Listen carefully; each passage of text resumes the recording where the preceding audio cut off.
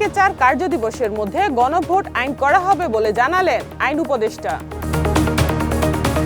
তত্ত্বাবধায়ক সরকার ব্যবস্থা পুনর্বহাল, গণতন্ত্রের জন্য সহায়ক ব্যবস্থা বললেন অ্যাটর্নি জেনারেল। নারীর নিরাপত্তায় 5টি জরুরি উদ্যোগ বাস্তবায়নের পরিকল্পনা তারেক রহমানের। মেজর সিনহা হত্যা মামলায় ওসি প্রদীপ ও লিয়াকতের মৃত্যুদণ্ড বহালের রায় প্রকাশ। জোহরান মামদানির সঙ্গে সাক্ষাৎ করার ঘোষণা দিয়েছেন মার্কিন প্রেসিডেন্ট ডোনাল্ড ট্রাম্প। সেঞ্চুরি দিয়ে ১০০তম টেস্টে ইতিহাস গড়লেন মুশফিকুর রহিম।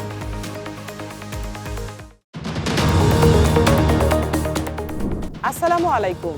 দিগন্ত প্রাইম টাইমে সবাইকে আমন্ত্রণ জানাচ্ছি, আমি সাইমা আক্তার। শুনছিলেন সংবাদ শিরোনাম, এবার বিস্তারিত। আগামী 3 থেকে 4 কার্যদিবসের মধ্যে গণভোট আইন করা হবে বলে জানিয়েছেন আইন উপদেষ্টা অধ্যাপক আসিফ নজরুল। আজ বিকেলে রাজধানীর ফরেন সার্ভিস একাডেমিতে আয়োজিত ব্রিফিংয়ে তিনি একথা জানান। তিনি বলেন, প্রধান উপদেষ্টার ঘোষণা অনুযায়ী জাতীয় সংসদ নির্বাচনের দিনই গণভোট অনুষ্ঠিত হবে। এর জন্য আগামী সপ্তাহেই আইন হবে। আইন উপদেষ্টা আরো বলেন, গণভোট আইন আমরা খুব দ্রুত করতে যাচ্ছি।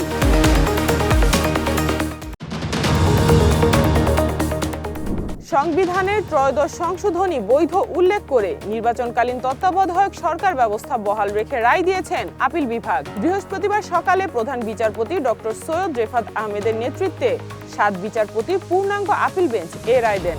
এ রায়ের মাধ্যমে সংবিধানে স্বয়ংক্রিয়ভাবে তত্ত্বাবধায়ক সরকার ব্যবস্থা ফিরলেও আসন্ন ত্রয়োদশ জাতীয় সরকার নির্বাচন অনুষ্ঠিত হবে অন্তর্বর্তী সরকারের অধীনে। চতুর্দশ জাতীয় সংসদ নির্বাচন থেকে তত্ত্বাবধায়ক সরকার ব্যবস্থা কার্যকর হবে। শুনানিতে আপিলকারী ও রাষ্ট্রপক্ষ বলেন, দেশের গণতন্ত্রের জন্য আবারও তত্ত্বাবধায়ক সরকার ব্যবস্থা ফেরা উচিত। এই সরকার ব্যবস্থা বাতিলের পরই দেশের রাজনৈতিক সংকট তৈরি হয়।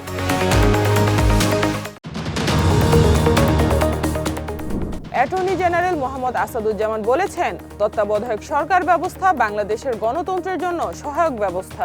বৃহস্পতিবার নির্দলীয় তত্ত্বাবধায়ক সরকার ব্যবস্থা ফিরিয়ে দেওয়ার রায় নিয়ে প্রাথমিক প্রতিক্রিয়ায় তিনি এসব কথা বলেন।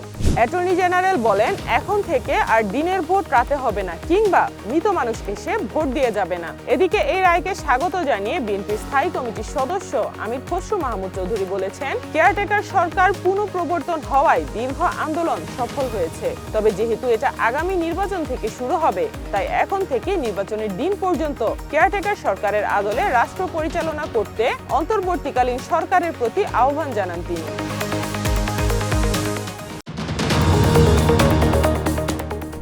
অনলাইন ও অফলাইনে নারীরা নিরাপত্তাহীনতায় ভুগছে, যা দেশের অগ্রগতির অন্তরায় বলে মন্তব্য করেছেন বিএনপির ভারপ্রাপ্ত চেয়ারম্যান তারেক রহমান।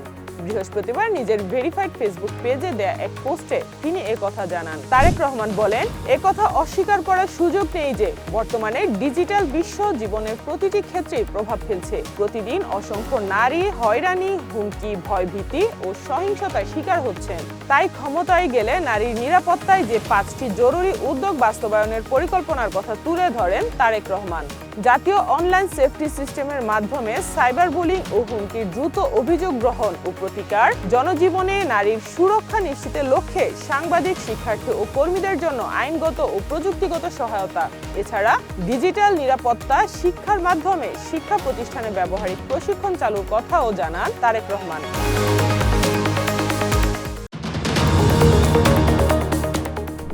জাতীয় নিরাপত্তা উপদেষ্টা ডক্টর খলিলুর রহমান বলেছেন, অভ্যন্তরীণ ইস্যুতে কোনো দেশের হস্তক্ষেপের বিরুদ্ধে বাংলাদেশ। কোনো ধরনের সন্ত্রাসবাদ প্রশ্রয় না দেওয়ার অঙ্গীকারও পুনর্ব্যক্ত করেন তিনি। বৃহস্পতিবার ভারতের দিল্লিতে কলম্বো সিকিউরিটি কনক্লেভে একথা বলেন ডক্টর খলিলুর রহমান। তিনি আরো বলেন, কলম্বো সিকিউরিটি কনক্লেভকে উন্মুক্ত আঞ্চলিকতাবাদের ভিত্তিতে একটি উন্মুক্ত ও অন্তর্ভুক্তিমূলক আঞ্চলিক বহুপক্ষীয় সংস্থা হিসেবে বিকশিত দেখতে চায় বাংলাদেশ। এই নিরাপত্তা ফোরাম পারস্পরিক আস্থা, সুবিধা ভাগাভাগি এবং কারো অভ্যন্তরীণ বিষয়ে হস্তক্ষেপ না করার নীতি অনুসরণ করে এগিয়ে যাবে বলেও আশা প্রকাশ করেন তিনি।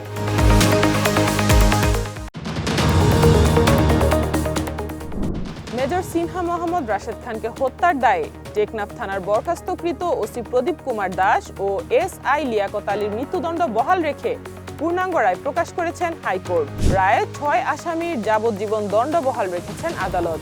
বৃহস্পতিবার বিচারপতি মোহাম্মদ মুস্তাফিজুর রহমান ও বিচারপতি মোহাম্মদ সগির হোসেনের হাইকোর্ট বেঞ্চ এ রায় প্রকাশ করেন।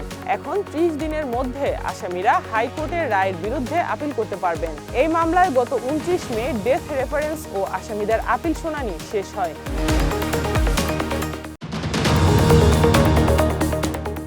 আন্তর্জাতিক সংবাদ। নিউ ইয়র্ক সিটির নবনির্বাচিত মেয়র জোহরান মামদানির সঙ্গে সাক্ষাৎ করার ঘোষণা দিয়েছেন মার্কিন প্রেসিডেন্ট ডোনাল্ড ট্রাম্প। 21 নভেম্বর শুক্রবার হোয়াইট হাউসে তারা সাক্ষাৎ করবেন।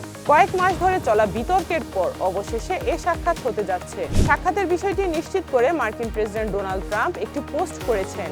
সেখানে তিনি লিখেন এর জন্য অনুরোধ করেছেন। তবে মামদানির মুখপাত্র ডোরা পেকেক বলেন, প্রেসিডেন্টের সাথে নবনির্বাচিত মেয়রের দেখা করা অভ্যন্তরীণ ঘটনা। পেকেক আরো বলেন, নিউ ইয়র্কবাসী যে সামর্থ্যের এজেন্ডাকে ভোট দিয়েছিলেন তা নিয়ে আলোচনা করার পরিকল্পনা করেছেন তারা।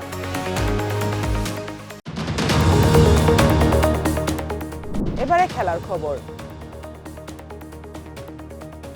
টেস্ট ক্রিকেটে শততম ম্যাচ দিয়ে নিজের ক্রিকেট ক্যারিয়ারের এক বর্ণিল অধ্যায়ে নাম লেখালেন মুশফিকুর রহিম। আর সেই ইনিংসে সেঞ্চুরি দিয়ে শততম টেস্টে ইতিহাস গড়লেন দেশের এই কিংবদন্তি ক্রিকেটার।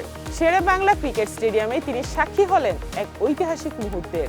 বাংলাদেশের প্রথম ক্রিকেটার হিসেবে শততম টেস্টের সাক্ষী হলেন দেশের ক্রিকেটে ভরসার নাম মুশফিকুর রহিম। মিরপুরে বর্ণিল আয়োজনের মধ্য দিয়ে 84তম খেলোয়াড় হিসেবে শততম টেস্ট খেলার মাইলফলক ছুঁয়েছেন তিনি। দেশের হয়ে শততম টেস্টের এই উদযাপন বাংলাদেশ ক্রিকেটের ইতিহাসে এক অনন্য নজির হয়ে থাকবে। সতীর্থদের ভালোবাসা, ভক্তদের আবেগ, বোর্ডের বিশেষ সম্মান সব মিলিয়ে এটি হয়ে উঠেছে স্মরণীয় দিন।